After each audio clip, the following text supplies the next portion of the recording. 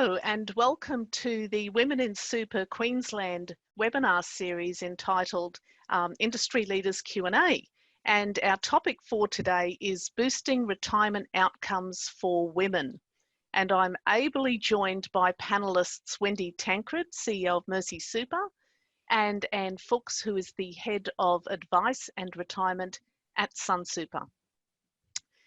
My name is Anne Jansen, so we have two Annes on the webinar today, and I will be your facilitator.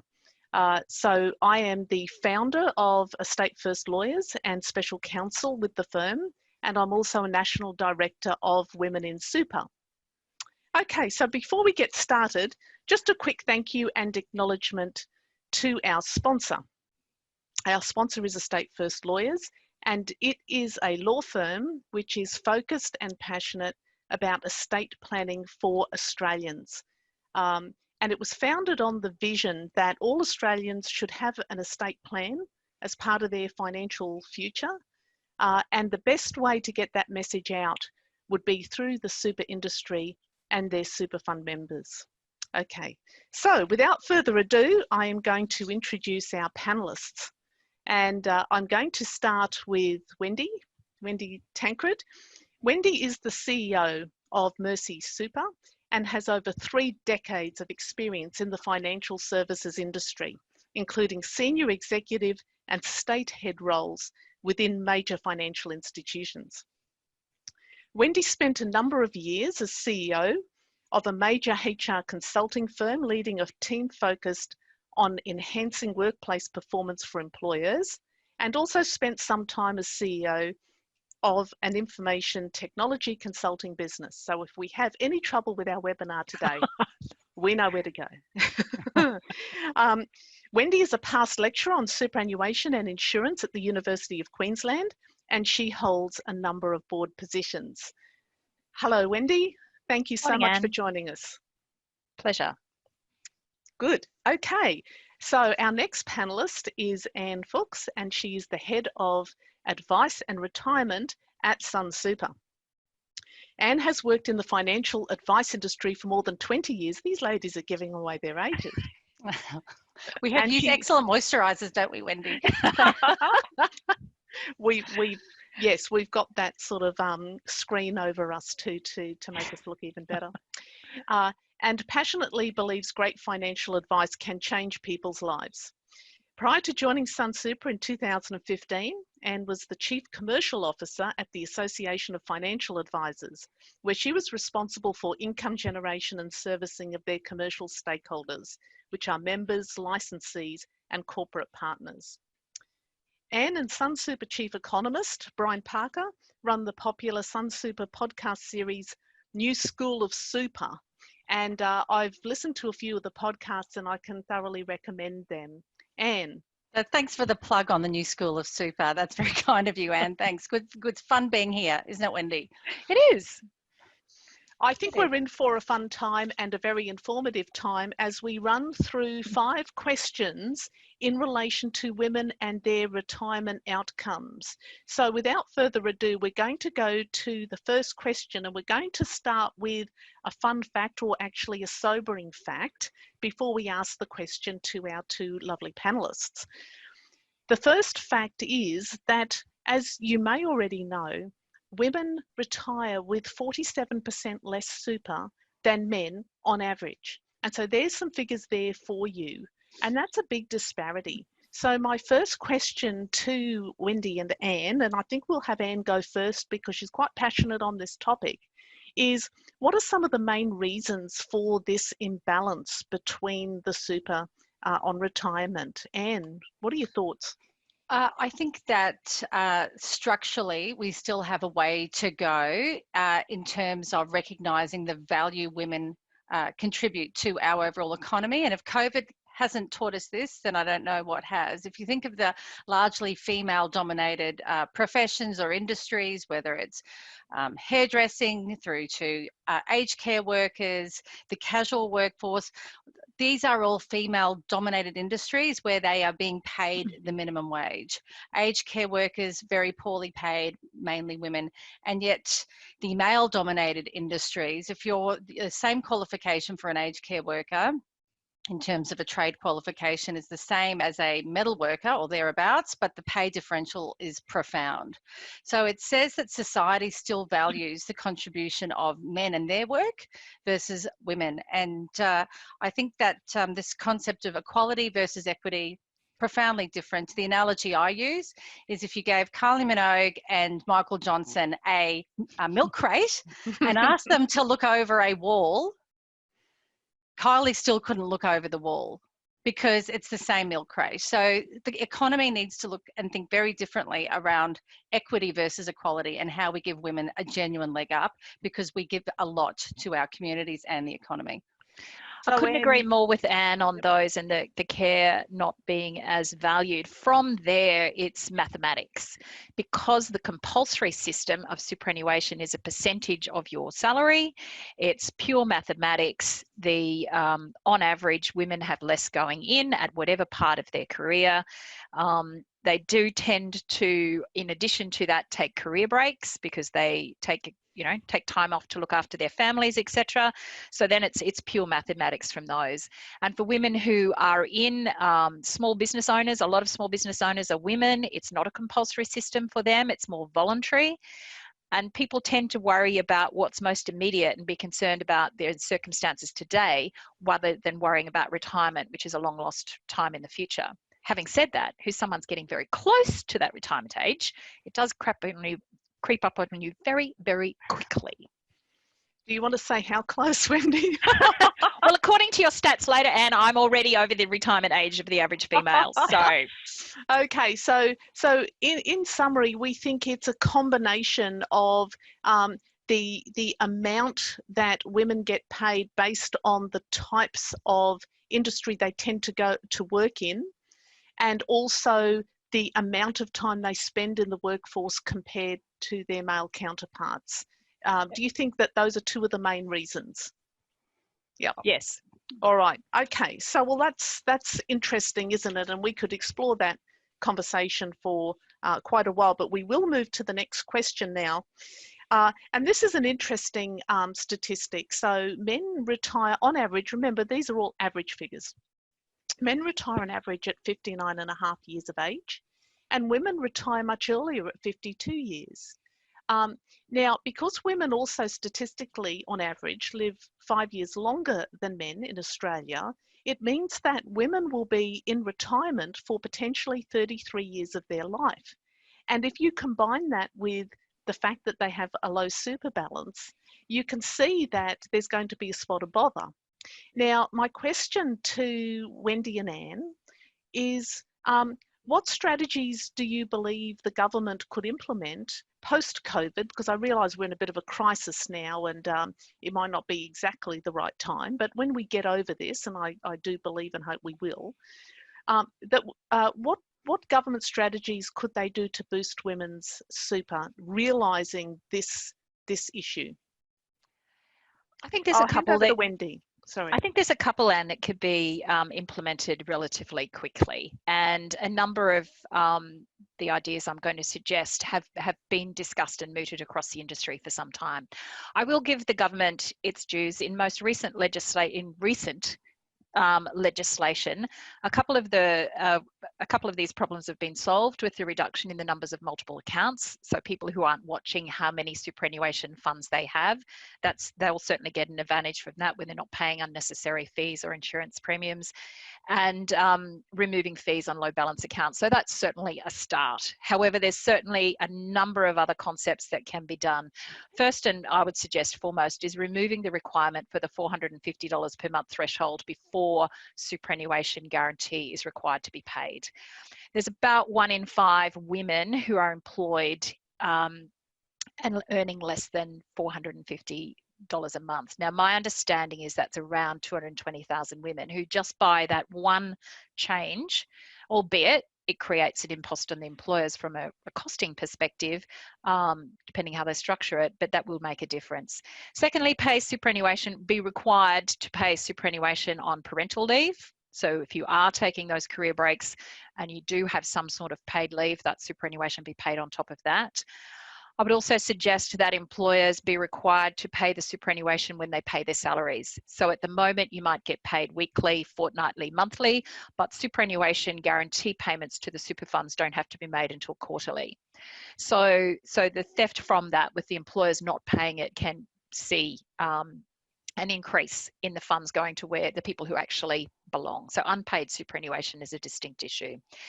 And also for low income earners, which unfortunately a number of women across Australia are, is there some way that an additional contribution, the tax office knows all about all of us these days, so is there some way that a portion of the tax that has been collected for a particular low income, however that gets measured, can that be moved across from paying tax to a contribution into a super fund for the behalf of those people? Aside from that, I would suggest that once the research into COVID is complete and all the corporate dollars and all the money around the world that's gone into that, you could start doing research as to males being able to have babies, and it could be their term to take the career breaks. Oh, they couldn't handle it. But I said, and I think too, like if I look at, you know, Wendy, you're on a couple of boards. I know I'm on Teachers Union Health, which is obviously teaching is a very female-dominated profession. But I think about boards these days are, by and large, the representation of women is much, much greater, and we are moving towards parity. But the one thing that we don't have are many female CEOs. You are one, Wendy, but there aren't many. And so I think along with all of those policies, I think what more can we do to get women as CEOs of companies? Because we know when women are in leadership positions, they bring women with them. And because the link between superannuation and salary, to your earlier point, Wendy, is not, it's profound. You can have all of these government policies, but if you're on a low pay, you're on a low pay. And if you're structurally sort of kept from, you know, the metaphorical glass ceiling, there's nowhere to go. So getting more women, just not on boards, but actually running companies to create career progression for women so they can earn more, I think needs to be given a push along, because not much has happened in the last decade or two on that. Yeah. Now, this is not on the score sheet, but I just on that point in the glass ceiling, I mean, I think, you know, I've certainly in the past experienced the glass ceiling, and I just wanted to throw it over to you guys to ask, have you experienced that? I mean, you have managed to get into very good leadership positions in your organisations, but do you feel it's been more of a struggle for you than, say, a male counterpart? So Wendy and I are really different. I'll say one thing. So Wendy's much more sort of analytical, measured. I'll call it the hot Irish blood sort of. And so I just think about words. When I'm passionate, men are assertive. When I'm taking control, women are bossy. You know, stop being so emotional. And I think about over the last couple of, you know, decades, these stereotypes around women's behaviour, I absolutely think they have slowed me down. And obviously having 3 children didn't help. But I've got a very supportive husband. But Wendy, I'll throw to you. Can you relate to any of those adjectives or descriptions that I've had thrown at me? I can't say certainly bossy. And another word that begins with B. It's probably got the same amount of letters, but let's not say it on the webinar. I would look, I don't think I have been impacted by a glass ceiling, mainly because I've been so determined not to. So, and my personality is such. I do have 2 children that are now wonderful adults, but I never took that much time off. I took 4 months with one, 5 months with the other, because I actually much preferred to work in a work environment than stay home and look after the children, because that's just too hard. I could not do it. So true. Totally incompetent at that, and admire everyone who can, but it wasn't for me. I just found it too difficult. It was actually easier for me and my brain and my personality to go to the office and work, and it was go to the office in those days. So yeah, I think everyone's got their own stories and their own reasons and logic for their journey, and whether they've hit and bounced or hit and bashed through. It's certainly still there, but I don't think I've had too much of an impact on it. Well, that's encouraging. And I think I've got a little bit of both of those stories in my own story. So very interesting. Thank you for sharing those insights. But we have to move along, guys, and we got to get to our next question. And this question, actually, when I saw these statistics a few years ago, I didn't believe them. But when I think about the statistics we've just rolled out in this webinar earlier, it does make logical sense. That 40% of single women in their retirement experience economic insecurity and even poverty at some point in their retirement years. Remember, they're 33 years of retirement. And also, single retired women are the largest group of, growing group of homeless people. So how did this happen, guys? But that's not my question. My question is actually to do with the super industry and what part you think they can play in helping women not get into this situation. And I think I'm going to start with Anne. I think, thank you, Anne. I think as a super industry, we really need to reflect on the effectiveness of our advocacy, our members' advocacy on behalf of our female members. There are tribes in this industry. We know that to be true. You've got multiple peak bodies from the FSC to the AIST to ISA to ASFA. And so when there are many voices in a crowded space, and who does the government of the day listen to when there is an undertone of agendas and control and ideology even? And I think that if we were all to speak and park all of that and genuinely speak on behalf of our members, it would be very easy to speak with one voice and advocate for retirement outcomes for women. So I think it's on us to get our act together, speak with one voice to government so we can actually have a step change in policy. So united we stand and divided we fall. Correct. And right. Yeah, and we have never been united. We've never been united, and the energies are spent on things that are not necessarily productive for the industry as a whole.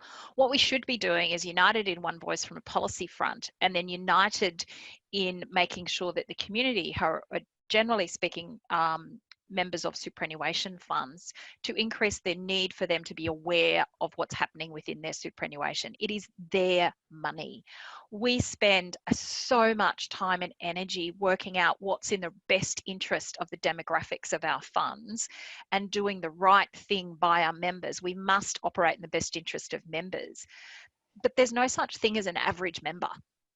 You know, there's not a member who's got 2.7 children or earns, you know, whatever it may be. There's no such thing as an average person. We're all individuals, and we need to have the industry, across the industry, understand the need for the awareness of what's going on in your superannuation fund, and have the industry united in increasing engagement and awareness of that, so people take accountability together with the industry funds for what their outcomes are in the future. Because the history of super was the power of the collective. It wasn't the power of this individual speaking over this individual. The history of super is steeped in the collective, and everyone contributing to raise everyone's, raise everybody up so they've got a dignified retirement, just, you know, not the privileged few. And I think that if we can go back to speaking as a collective, not go back to, I'm not sure we ever did.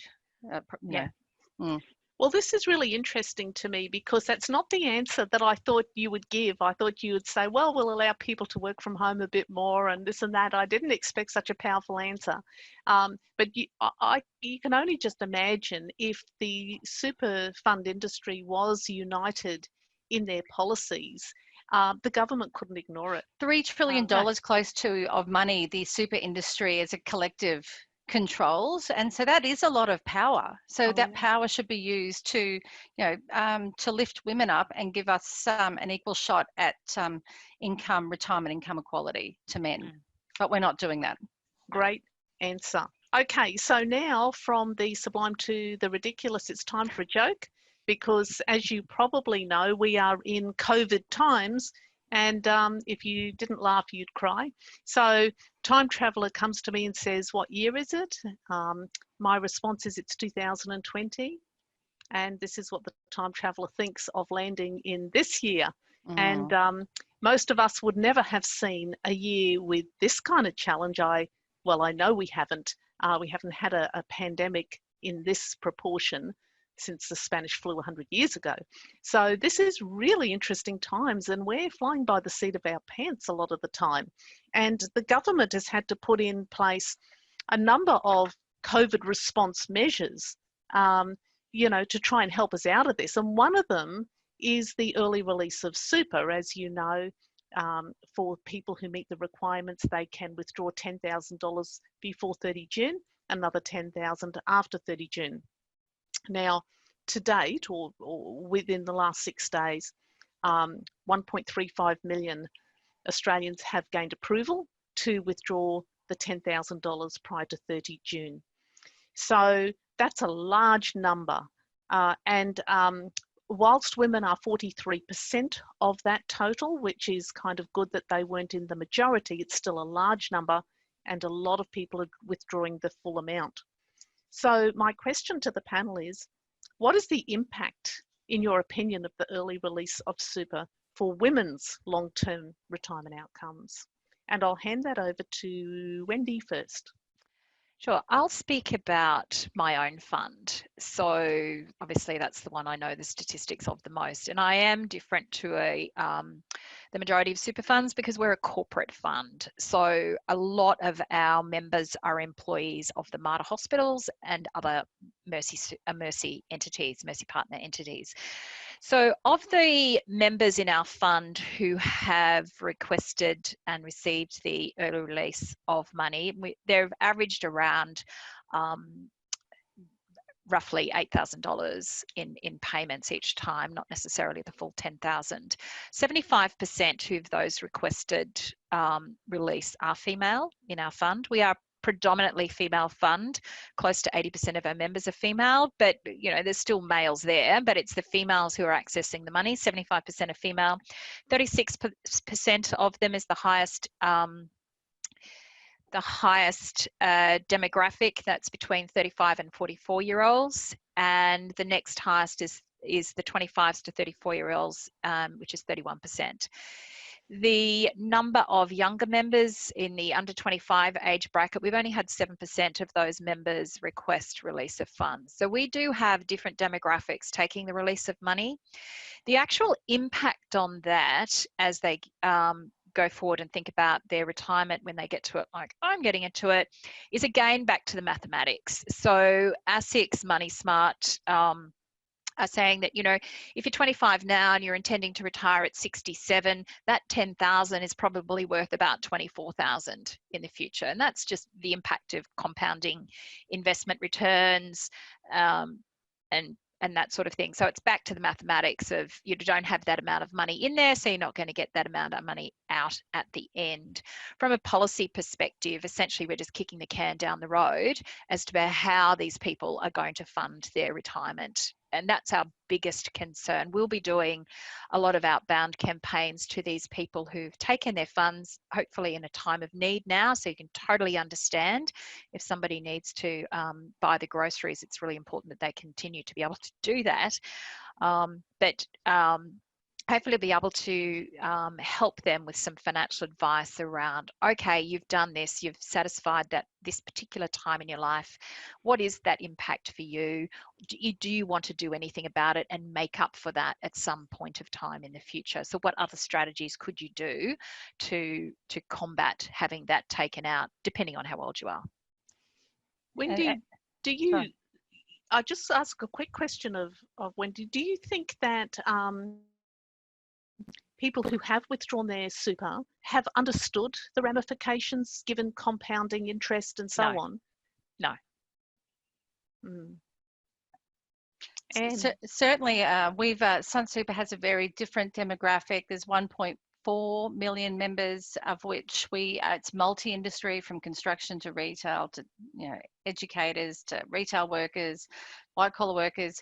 Overwhelmingly, I think it's about 200,000 members that have taken money or taken the opportunity.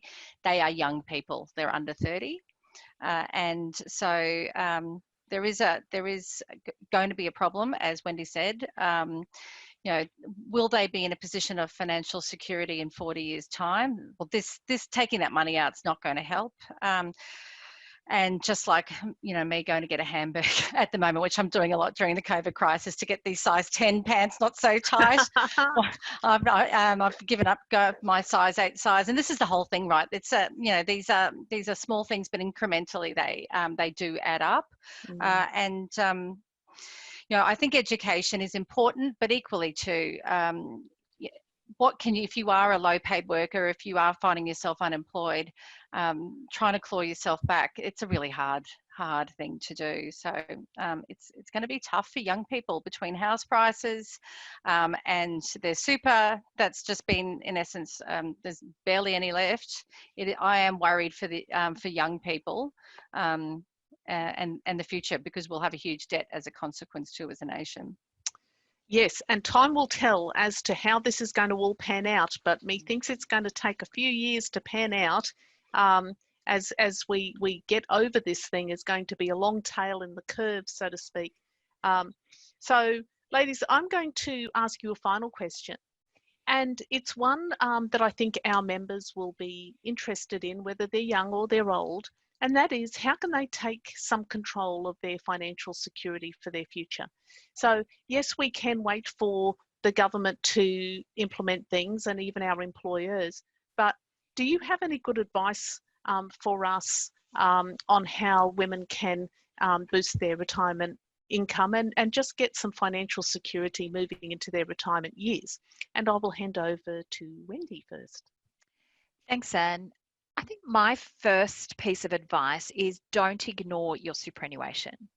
If you earn $50,000 a year, what is it with me and maths this morning? $50,000 a year, your superannuation guarantee is $90 a week, right? If you saw, actually you probably would not pick it up at the moment, but in enormous circumstances, if you saw $90 sitting on the ground, would you walk over the top of it? No, you'd stop, you'd pick it up, you may try and find an owner or whatever you want to do with it. But people are ignoring their superannuation fund. We have so many conversations with members about some issue, and they go, oh yeah, but I never opened your letters. You need to make sure that your superannuation is working best for you. Are you in the right investment option for you? Is your insurance right for you? The old concept of paying yourself first is just as important today as it was when I was going to say preaching, talking to groups of women in the mid-80s as a women's financial advisor for AMP. The mantras of pay yourself first. Nobody's going to look after your future except for you. Mm-hmm. So take control of it yourself. Pay yourself first. Be if you can afford, if you are lucky enough to have SG paid for you, then look after where it's going. If you can't, what can you do to get some balance between satisfaction in your life now and putting something aside for the future? There's balance in everything. There's balance in eating the hamburger and the size of the pants. There's balance in work and children. We've got balances everywhere. So think about your budget, where you're going to spend it, and put that in balance in terms of, yes, what's required now, but also take control of your future yourself and put some money aside. If you're on $80,000 a year, it's $146 a week compulsory going into your superannuation. Don't just walk over the top of it and ignore it. Actually pay attention. When your super fund reaches out to talk to you and ask you a variety of things, actually pay some attention and be committed and engaged with it. And you'll certainly help yourself in the long run. Okay, I'll jump in and say, certainly, Wendy, Mercy Super. So I'm the product of 12 years of Sisters of Mercy that were fierce feminists that always told us to be the doctor, not marry the doctor, as an aspiration. And I think you're spot on. I think the only thing I can add to what you've just said is recognizing that money is emotional. It's certainly one thing I've learned over the years in financial advice, and that what we learned from our parents as young children around the lessons about money and what behaviors you saw of them, whether you know it or not, you've actually taken it on board. And there are behaviors that are, and decisions and choices that are linked to emotions. And some people, just like if they're unhappy, they might eat. If they're unhappy, they might spend money. Or if they're feeling insecure, they feel like they need to buy a whole lot of stuff to keep up with the Joneses. And these things do have an impact. And women in particular are probably more prone. And I don't know that for a fact, but in terms of spending money to make sure we look just right, and buying shoes and all of this stuff. And look, I'm a platinum customer at Mecca Cosmetica, so I'm not coming from a place of judgment, but these things, it is balanced. To Wendy's point, we've got to be able to reward ourselves, but recognizing there, if it's all going on material things that you're wearing and going out and partying, there is going to be baked beans and a very ugly tracksuit at the end of your retirement, and that's not a happy place to be.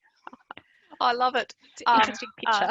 And yes, that's right. And that just describes my weekends. But yeah, but I'm sure it's a very lovely fleecy tracksuit. I'm just there's having empathy with our future self. There's no point being, glamorous and lovely now if you're at risk of living on the streets when you're 65, and that is the actual hard, cold reality at the moment. So I'm getting the vibe, ladies, that we need to be more financially attuned and educated, particularly in relation to our forced savings in super. And we also possibly need to put some savings aside rather than spending everything. And maybe we should be putting 10% of our wage aside before we even start spending it on other things. And I go back to one of Anne's podcasts where she said, which something I do as well, and that is I buy my lunch instead of bringing it from home. And if I didn't do that, I'd probably have a bucket load more money now. And probably be a size smaller too. So there we are. I would like to thank you very much for coming in and being part of this webinar. I think that we have learned so much and got insights from women who are leaders in their field and who have deep insights on this topic. So thank you so much, Wendy and Anne, for that. It was good fun. Excellent fun. Thanks, Anne. Thanks, Wendy. Yeah. Oh, my pleasure. I've enjoyed it. So just in closing, I would just like to give a plug to Women in Super. If you are not a member, then I would encourage you to get in touch with us. The information is on the slide here. To inquire on membership, it is only $109 a year. If you are part of the super industry, you'll probably find that your super fund that you work for is a corporate member of Women in Super, because most super funds are. And so therefore you might be able to just join their corporate membership program without having to pay or apply. So please inquire with your employer on the Women in Super membership. So thank you very much, and we'll close the webinar. Have a lovely day. Thanks, Anne. Bye, everyone.